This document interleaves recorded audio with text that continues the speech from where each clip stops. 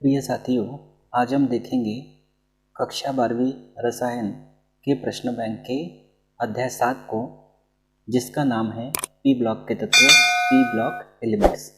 यह अध्याय जो है यह 8 अंक का अध्याय है। इसमें से एक रिक्त स्थान आने वाला है, 2 सही जोड़ियाँ लगाने के लिए आएगी और साथ में एक 5 नंबर का प्रश्न भी आएगा। तो सबसे पहले हम देख लेते हैं इसमें कि प्रश्न रिक्त स्थान वाला दिया है, रिक्त स्थानों की पूर्ति कीजिए। हमको यहाँ रिक्त स्थान की पूर्ति करना है और प्रत्येक प्रश्न पर 1 अंक है। तो उसके अंतर्गत पहला रिक्त स्थान है हास्य गैस, या इसको हंसाने वाली गैस या लाफिंग गैस के नाम से भी हम जानते हैं। हास्य गैस का रासायनिक सूत्र रिक्त स्थान होता है। तो हास्य गैस का जो रासायनिक सूत्र होता है वो होता है N2O और इसका नाम होता है नाइट्रस ऑक्साइड। ये पहला रिक्त स्थान हो गया। उसके बाद अगला है कैल्कोजन, या इसको चैल्कोजन के नाम से भी जानते हैं। कैल्कोजन तत्व रिक्त स्थान समूह के तत्वों को कहते हैं। तो कैल्कोजन तत्व जो है ये समूह 16 के तत्व होते हैं और समूह 16 के जो तत्व होते हैं ऑक्सीजन, सल्फर, सेलेनियम, टेलुरियम और पोलोनियम, इन तत्वों को कैल्कोजन तत्वों के नाम से भी जानते हैं और यही समूह 16 के तत्व हैं।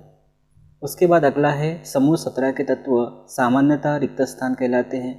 तो समूह 17 के तत्व कहलाते हैं हेलोजन। अगला है क्लोरीन की खोज रिक्त स्थान ने की थी। तो क्लोरीन की खोज की शीले ने। ठीक है, क्लोरीन की खोज किसने की? शीले ने की। उसके बाद में अगला प्रश्न है सही जोड़ी बनाइए। तो यहाँ पे आपको जोड़ियाँ गलत दी हुई रहेगी और आपको सही जोड़ी बनाना है, और मैंने यहाँ पर पहले ही सही जोड़ी बना के रख दी है। जैसे पहला है हाइड्रोजन सल्फाइड। हाइड्रोजन सल्फाइड जिसका फार्मूला है H2S, इसकी सड़े अंडे के समान गंध आती है। तो इसका उपयोग कहाँ करते हैं? इसका उपयोग करते हैं प्रयोगशाला अभिकर्मक के रूप में करते हैं। खासकर भास्मिक मूलकों का परीक्षण करते हैं तो इसकी ज़रूरत पड़ती है। उसके बाद नारंगी धूम्र या नारंगी रंग का धुआं किसका होता है? CrO2 Cl2 का, क्रोमिल क्लोराइड। ठीक। अगला है क्लोरीन द्वारा रंगीन पदार्थों का विरंजन, मतलब रंगीन पदार्थों के रंग को उड़ाना, रंगीन पदार्थों के रंग को अलग कर देना, यानी रंगहीन कर देना। तो क्लोरीन द्वारा रंगीन पदार्थों का जब विरंजन होता है तो उस क्रिया को कहते हैं ऑक्सीकरण क्रिया। ठीक। अगला है रासायनिक रूप से अक्रियाशील। तो रासायनिक रूप से अक्रियाशील समूह 18 के तत्व होते हैं, जिनको अक्रिय गैसें या उत्कृष्ट गैसों के नाम से जानते हैं। तो इसका जो इसकी सही जोड़ी होगी वो होगी उत्कृष्ट गैस। उसके बाद अगली जोड़ी है साइन बोर्ड में प्रयुक्त गैस। तो साइन बोर्ड में जो गैस प्रयुक्त की जाती है उसका नाम है नियॉन। ठीक।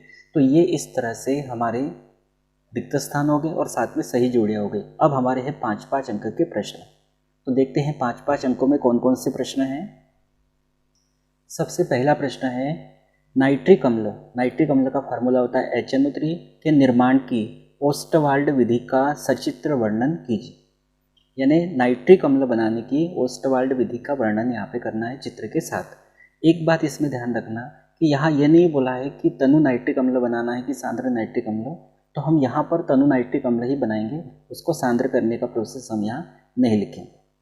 तो इस तरह से सबसे पहले हम देखेंगे नाइट्रिक अम्ल, यानी इसका फार्मूला क्या होता है HNO3 के निर्माण की ओस्टवाल्ड विधि। और सबसे पहले इसका जो चित्र है उसको देख लीजिए।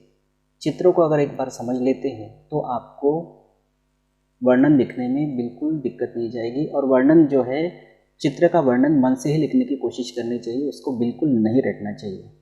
अब जैसे यहाँ पर देखो, यहाँ पर 3 कक्ष आपको दिखाई देंगे। एक है उत्प्रेरक कक्ष, एक है ऑक्सीकरण कक्ष या इसको ऑक्सीकारक कक्ष भी कहते हैं, और एक है अवशोषक कक्ष या इसको शोषक कक्ष के नाम से भी जानते हैं। सबसे पहले क्या करते हैं, ये जो उत्प्रेरक कक्ष है, इस उत्प्रेरक कक्ष में है प्लेटिनम की जाली। इस तरह से आप देख रहे हैं, यह है प्लेटिनम की जाली।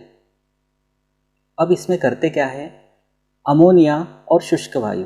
अमोनिया जिसका फार्मूला NH3 होता है, और शुष्क वायु से मतलब हमारा है ऑक्सीजन से। तो अमोनिया और शुष्क वायु इन दोनों के मिश्रण को 1:8 1:8 के अनुपात में प्लेटिनम की जाली के ऊपर 800 डिग्री सेंटीग्रेड पर प्रवाहित करते हैं। 800 डिग्री सेंटीग्रेड पर प्रवाहित करते हैं। तो ये काम कहाँ होता है? ये काम होता है उत्प्रेरक कक्ष में।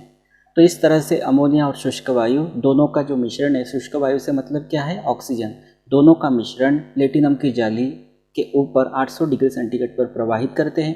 प्रवाहित करने से क्या होता है? जो अमोनिया है, जिसका फार्मूला NH3 है, ये अमोनिया, इसका लगभग 90% भाग, मतलब जितनी अमोनिया आप भेजोगे उसका 90% भाग जो है वह नाइट्रिक ऑक्साइड NO में परिवर्तित होता है।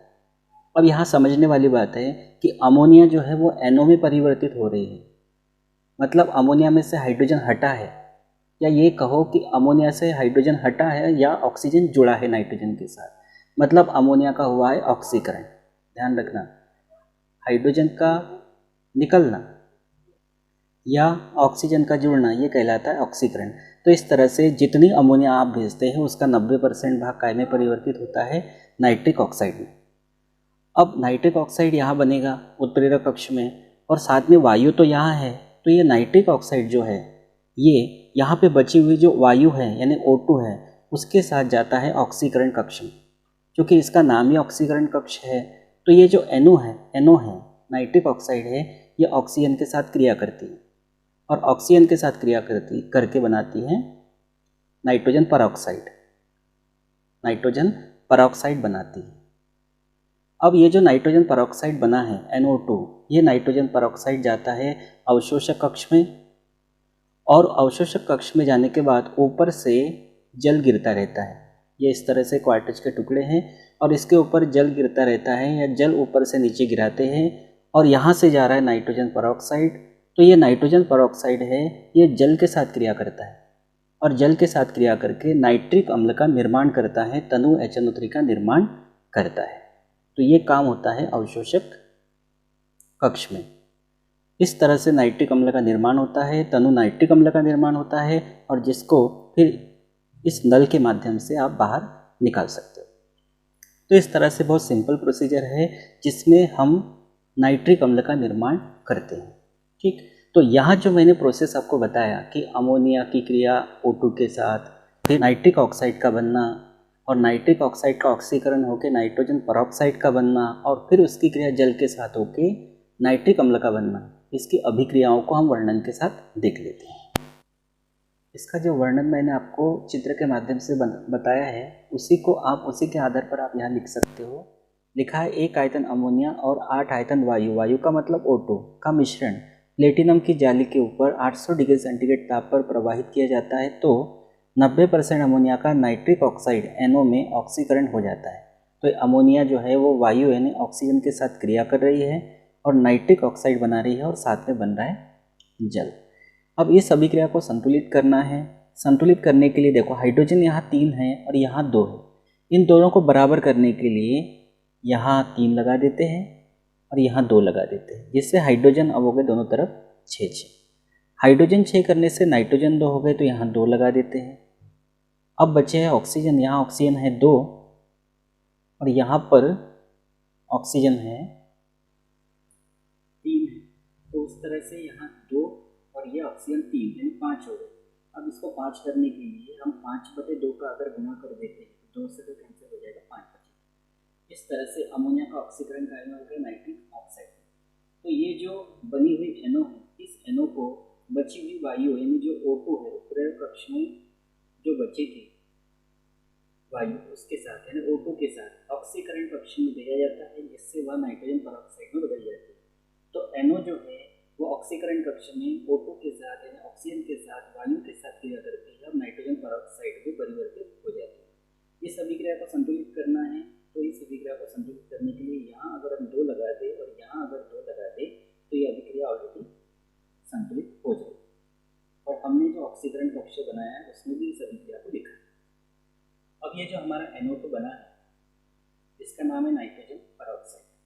इस बने हुए NO2 जो है इसको अवशोषक कक्ष में भेज दिया जाता है, और ऊपर से धीरे धीरे जल गिरता रहता है। NO2 और जल के संयोग से तनु HNO3 यानी तनु नाइट्रिक अम्ल का निर्माण होता है। तो ये नाइट्रोजन परऑक्साइड, इसकी क्रिया जल के साथ करते हैं तो तनु नाइट्रिक अम्ल बनता है, साथ में NO नाइट्रिक ऑक्साइड भी इस स्तंभ में बनता है, इस कक्ष में बनता है। इसका कोई काम नहीं, ये हमारे लिए व्यर्थ है एक प्रकार से। अब इस अभिक्रिया को संतुलित करना है। संतुलित करने के लिए देखिए हाइड्रोजन यहाँ 2 है, अगर हम यहाँ 2 लगा देते हैं तो हाइड्रोजन दोनों तरफ कितने होंगे, 2 हो गए।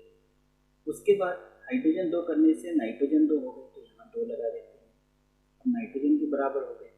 अब बचे हैं ऑक्सीजन, या देखिए 2 दूनी 4, पहले यहाँ चेक कर लेते हैं, 3 दूनी 6, और अच्छा नाइट्रोजन जो है उसको सही करना है, तो नाइट्रोजन यहाँ 2 होगा, यहाँ 1 3 होगा, नाइट्रोजन कितना हो जाएगा 3। नाइट्रोजन 3 करने के बाद ऑक्सीजन को देखिए, 3 दूनी 6 और 1 7, और यहाँ पर भी 2 3 6 और 1 7, तो इस तरह से ये अभिक्रिया जो है वो संतुलित हो गई। तो ये हमने नाइट्रिक